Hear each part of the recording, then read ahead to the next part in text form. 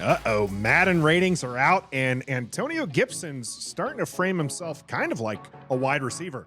All that and more here on your Daily Commanders update for 17 July. Let's go.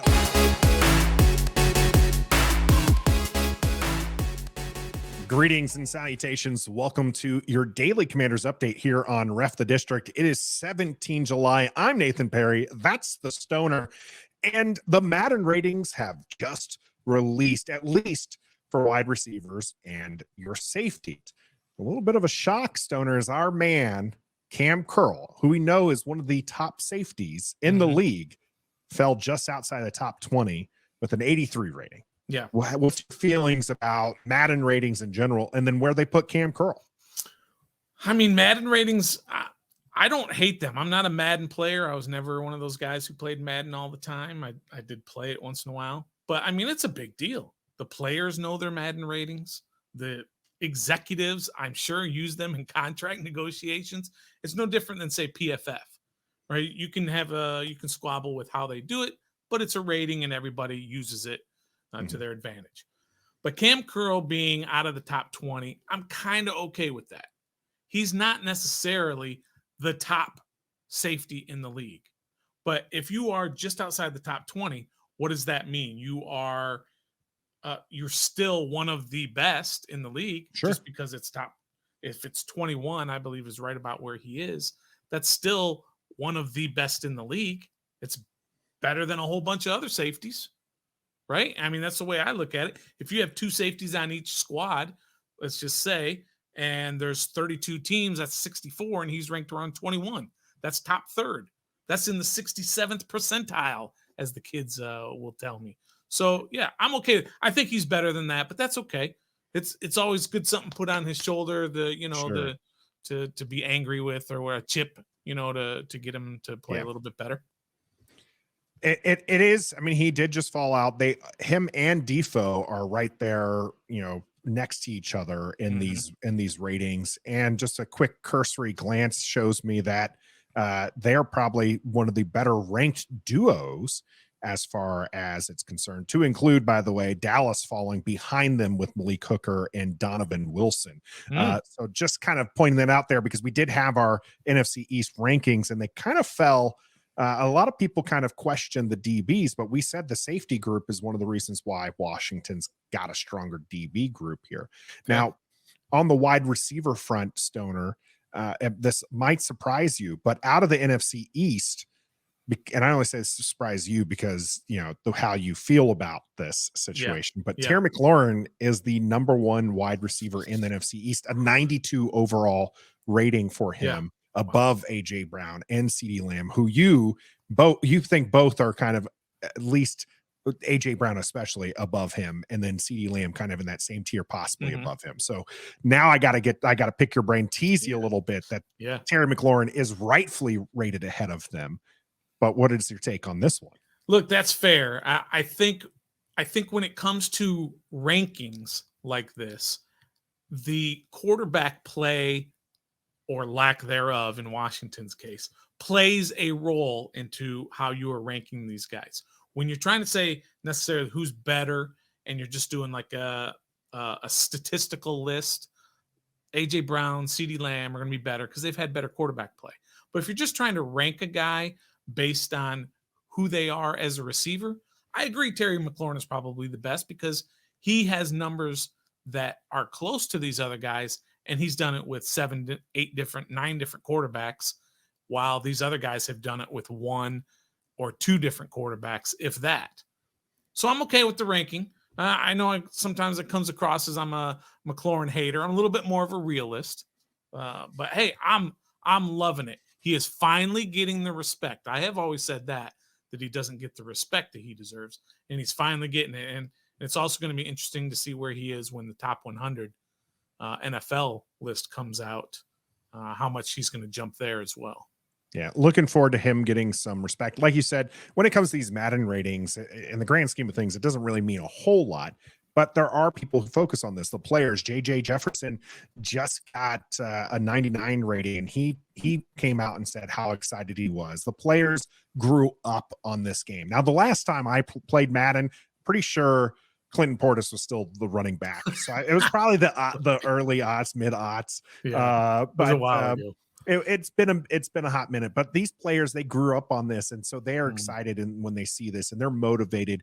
And I remember a few years ago, it was Nick Sunderberg, long snapper for Washington. He even tweeted out about his rating because he got the absolute lowest like awareness rating Oh, on there. So it was just like, Yeah. you know, it was a pretty fun moment for that. And we'll see the rest of the Madden ratings as they come out and where they go. Now, Mhm. not on these ratings because these were wide receivers and safety, Stoner, was Antonio Gibson because he's listed as a running back, but he's starting to try to frame himself Mhm. as kind of a do-it-all, even maybe a wide receiver.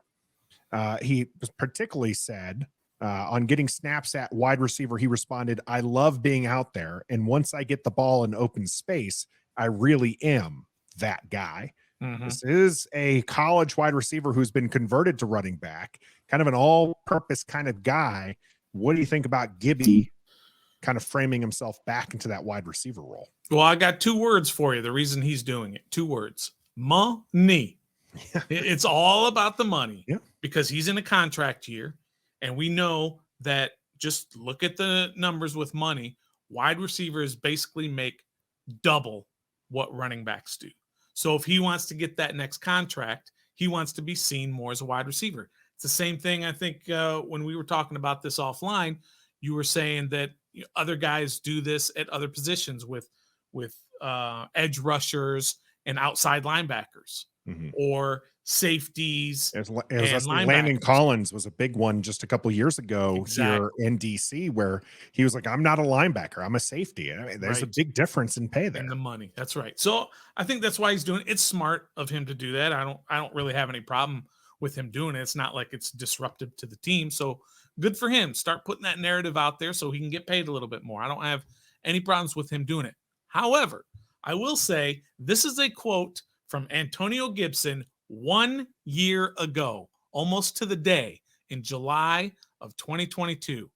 Antonio Gibson, when talking about starting his 3rd year in the NFL and how he's a running back, but he's got this wide receiver tag hanging over him. He says he's ready to lop off the wide receiver part of his title and what he does. I feel like we can kind of get rid of that, Gibson said Monday as the X wideout portion of his resume. He wanted to get rid of it. It's year 3. I feel confident. I'm the most confident I've felt since playing running back in the league. This was just a year ago when he was trying to tell everybody, get rid of that whole wide receiver thing. I'm a running back. Now it's a year later, and now he's all of a sudden, he's like, uh-oh, I'm in a contract year. I got to get paid. I got to start.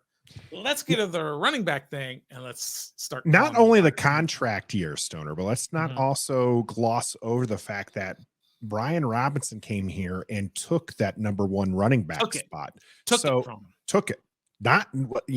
Took it from Antonio Gibson. So, I'm a big Gibby guy, Mhm. and I want to see him out there as often as we can, but he is not necessarily a natural running back. He was wide receiver converted. I think he did a bang up job as that convert, right? As coming over from wide receiver in college to NFL running back, got a back-to-back 1,000-yard rushing years in that.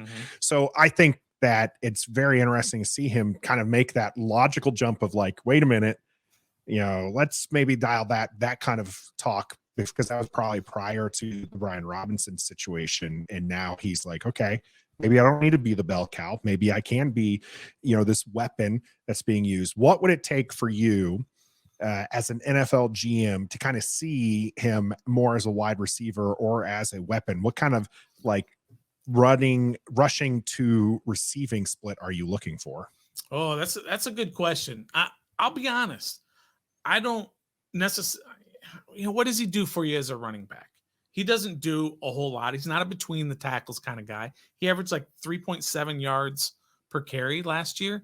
That ain't great. So he's not a between the tackles kind of guy. So I would like to see him line up more at wide receiver. I don't have any problem with that. Line up in the slot, line up wide, all of that. He was very successful in college, but everybody knew coming out of college he was not good enough to be a wide receiver, and that's why Washington converted him. But also, let's not forget, when we talk about Brian Robinson took the job, well, don't forget that the coaches drafted Brian Robinson when Antonio Gibson was only after year number 2. So they obviously, in the 3rd round. So they obviously said, maybe Gibson's not the man to be our running back. So hopefully EB is going to come in with these new schemes and everything, and he's going to scheme some stuff for Gibson, because you know it, I know it, we all know it. He's got a skill set that is right for this league, and he can do some damage if given the opportunity, I think. Yeah. All right. Well, I want to hear from you in the comments. What do you think that split's going to look like for him to be kind of more of a wide receiver? And what kind of numbers is he going to put up in this kind of role? Right there in the comment section. Don't forget to hit that like button, subscribe to the channel. We provide you your daily Commanders update every Monday, Tuesday, Thursday, and Friday. And we don't provide it Wednesday, Stoner, because we're live. And you don't need to come here for your daily Commanders update. You need to come here for that live content, interact with us. We'll be bringing up more of these Madden ratings on Wednesday's show. And I'll be talking about how I feel about Gibson on our flagship program as well. So I hope to see you there and commenting on that Wednesday show. But until next time, Dotson as a 77 is but disrespectful. Be a fan.